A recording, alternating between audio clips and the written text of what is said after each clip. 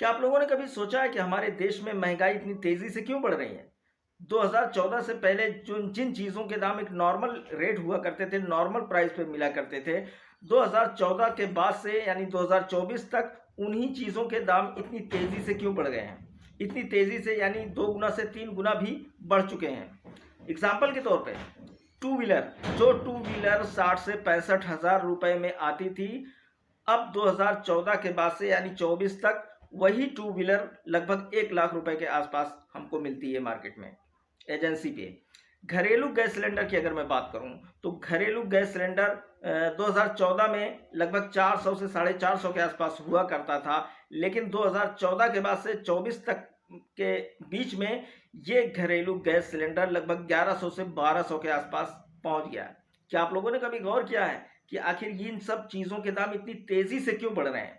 इन्हीं 10 सालों के अंदर 2 गुना 3 गुना इनके दाम यानी इनके प्राइस हो चुके हैं। क्या आप लोगों ने कभी गौर किया है कि हमारे देश में ये जो महंगाई इतनी तेज़ी से बढ़ रही है, आखिर उसका क्या रीज़न हो सकता है? ऐसी कौन सी वजह हो सकती है कि इन्हीं 10 सालों में जो उन्हीं चीज़ों का दाम जो है प्राइस लगभग 2 गुना 3 गुना ज़्यादा बढ़ चुका है?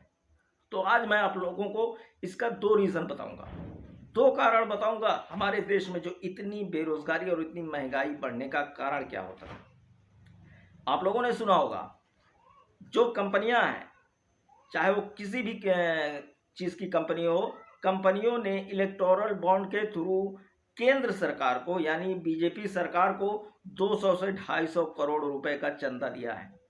तो आप लोग सोच के देखिए कि जो कंपनियां केंद्र सरकार को इतना सारा चंदा अगर देंगी तो वो अपने पैसे की भरपाई वो किससे करेंगी? केंद्र सरकार से? जी बिल्कुल नहीं, वो अपने इस घाटे की भरपाई आम पब्लिक से ही करेंगी। कहने का साफ साफ मतलब यही है कि कंपनियों ने इलेक्टोरल बॉन्ड के थ्रू जो है केंद्र सरकार को चंदा देती हैं और उसके बाद अपनी मर्जी के मुताबिक अपने सामानों की कीमत लगाती हैं, जो उनके समझ में आता है, जो उनको सही लगता है, जो उनको अच्छा लगता है, उसी तरीके से वो अपने सामानों की कीमत लगाती हैं। एक रीज़न ये हमारे देश में महंगाई बढ़ने का, और दूसरा रीज़न मैं आप लोगों को बताता हूँ। आप लोगों ने मोदी जी का एक भाषण सुना होगा जिसमें मोदी जी भ्रष्टाचारियों के खिलाफ बहुत सख्त कार्रवाई करने का ऐलान करते हैं। आप लोग मोदी जी का यह बयान देखें। भ्रष्टाचारी कान खोल के सुन ले। भ्रष्टाचारी चाहे कितना ही बड़ा क्यों ना हो, एक्शन होगा, जरूर होगा। तो देखा आप लोगों ने, ये हमारे प्रधानमंत्री नरेंद्र मोदी जी हैं जो भ्रष्टाचारियों के खिलाफ बहुत सख्त ऐलान करते हैं। प्रधानमंत्री जी का कहना है कि जो भी भ्रष्टाचारी हैं, जो भी भ्रष्टाचार करते हैं, उनके खिलाफ वो बहुत ही सख्त हैं, उनके खिलाफ वो सख्त कार्रवाई करेंगे। और उसके साथ साथ मैं आप लोगों को बताता चलूँ एक चीज़, बहुत शॉकिंग चीज़ आप लोगों को बताऊंगा, वीडियो पे आप लोग बने रहें। नवीन जिंदल, जिसके ऊपर आरोप है 21,226 करोड़ का स्कैम किया इस नवीन जिंदल ने, और भाजपा में शामिल हो गया। दूसरा नाम आता है प्रफुल्ल पटेल, 3,000 करोड़ का घोटाला किया और भाजपा ज्वाइन कर लिया इसने। और तीसरे नंबर पे आता है अजित पवार, इसके ऊपर आरोप है इसने 25,000 करोड़ का घोटाला किया है और इसने भाजपा ज्वाइन कर लिया है। और चौथे नंबर पे आता है नारायण राणे, इसने 450 करोड़ का घोटाला किया और बीजेपी में शामिल। पांचवें नंबर पे छगन भुजबल, इसने 870 करोड़ का घोटाला किया और भाजपा में शामिल। छठे नंबर पे आता है प्रताप सरनाइक, इसने 5,600 करोड़ का घोटाला किया, घपला किया और भाजपा में शामिल। सातवें नंबर पे हेमंत बिस्वा, एक corrupt CM, most corrupt CM, Bhajpa में ज्वाइन। और आठवें नंबर पे आता है कुमार अश्विनी, इसके ऊपर 5,450 करोड़ का घपला है, घोटाला इसने किया है और भाजपा में शामिल। और नौवें नंबर पे आता है जनार्दन रेड्डी, इसने 16,500 करोड़ का घोटाला किया और भाजपा में शामिल।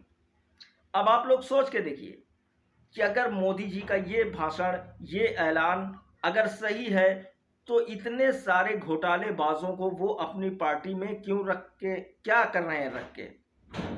इतने सारे इतने बड़े-बड़े जो स्कैम हुए हैं, इतने बड़े-बड़े घोटाले हुए हैं, इतने बड़े-बड़े भ्रष्टाचार हुए हैं और ऐसे भ्रष्टाचारियों को कौन पाल रहा है?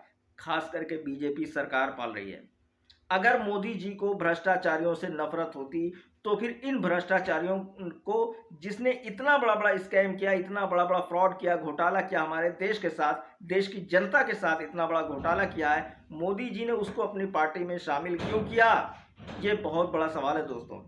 और हमारे देश में महंगाई और बेरोजगारी बढ़ने का एक दूसरा रीज़न ये भी है, क्योंकि इन इन सब ने जितना भी घोटाला किया है, जितना भी क्राइम किया है, स्कैम किया है, ये पैसे किसके थे? ये पैसे आम पब्लिक के थे, जो इन लोगों ने बटोर के अपने खाते में रख के और बीजेपी ज्वाइन कर ली दोस्तों। क्या मोदी जी इन पैसों को निकाल सकते हैं ऐसे भ्रष्टाचारियों से और निकाल के हमारी जनता में बांट सकते हैं? बिल्कुल नहीं। मोदी जी का जो भाषण है वो सिर्फ हवा में हो रहा है। वो जो कह रहे हैं वो सिर्फ और सिर्फ लोगों को गुमराह करने की बात कर रहे हैं दोस्तों। मोदी जी ने अपने एक बयान में, अभी आप लोगों ने देखा होगा कि मोदी जी का एक और बयान बहुत ज़्यादा सोशल मीडिया पे बहुत तेज़ी से वायरल हो रहा है। उन्होंने अपने एक बयान में कहा था कि कांग्रेस सरकार जो है हिंदू महिलाओं के मंगलसूत्र को बेचना चाहती है, बेच के एक खास समुदाय यानी मुसलमानों को बांटना चाहती है। मंगलसूत्र की बात कर रहे हैं, कौन कर रहा है? प्रधानमंत्री जी। वो हिंदू महिलाओं की मंगलसूत्र की अहमियत महिलाओं को समझा रहे हैं, उनकी जो है कीमत, मंगलसूत्र की कीमत बता रहे हैं। लेकिन यहाँ पे सबसे ज़्यादा चौंकाने वाली बात और सबसे ज़्यादा शॉकिंग वाली बात तो ये है कि मंगलसूत्र की बात कौन कर रहा है? आप लोग ये सोच के देखिए, इमेजिन कीजिए दोस्तों कि मंगलसूत्र की कीमत, मंगलसूत्र की अहमियत कौन समझा रहा है? प्रधानमंत्री जी, जिन्होंने अपने खुद की पत्नी की मंगलसूत्र की कोई कीमत नहीं समझी। वो दूसरों की पत्नियों का मंगलसूत्र की दुहाई दे रहे हैं, खास करके सिर्फ सत्ता में आने के लिए। आप लोगों ने 2014 में प्रधानमंत्री मोदी जी का एक बयान और भी सुना होगा कि जिसमें उन्होंने कहा था कि अगर हमारी सरकार बनती है, अगर हम सत्ता में आते हैं तो हर इंसान के खाते में 15 लाख रुपए जाएंगे। और बाद में जब इसी बात पे न्यूज़ एंकर वालों ने जब अमित शाह से जब इस बात पे बात की है तो अमित शाह ने साफ साफ एकदम कहा कि ये सिर्फ एक चुनावी जुमला है लोगों को गुमराह करने के लिए। और उसके बाद मान लीजिए अगर तीसरी बार भी मोदी जी की सत्ता आ जाती है और अगर फिर कोई न्यूज़ एंकर इस मंगलसूत्र वाली बात को अगर फिर से रखेगा तो शायद फिर यही बात आएगी कि ये भी मंगलसूत्र वाली बात भी एक चुनावी जुमला है। और रही एक लास्ट बात, मैं आप लोगों को बताता चलूं कि मोदी जी ने अपने भाषण में ये भी कहा था कि कांग्रेस जो है सरकारी संपत्तियों को बेच के उनको जो है घुसपैठियों में बांटना चाहती है, यानी मुस्लिमों में बांटना चाहती है। खैर मोदी जी का ये बहुत ही बेशर्मी वाला बयान था, बहुत ही झूठा बयान था।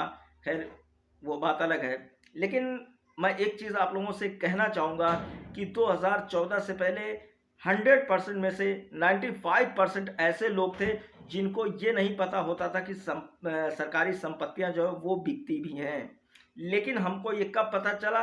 2014 के बाद, यानी प्रधानमंत्री मोदी के आने के बाद हमको ये पता चला कि सरकारी संपत्तियां भी बिकती हैं। मोदी जी ने एयर इंडिया बेच दिया, मोदी जी ने रेलवे स्टेशन बेच दिया, मोदी जी ने ताजमहल बेच दिया, मोदी जी ने बहुत सारी ऐसी कंपनियां थीं हमारे देश में जिनको बेच दिया।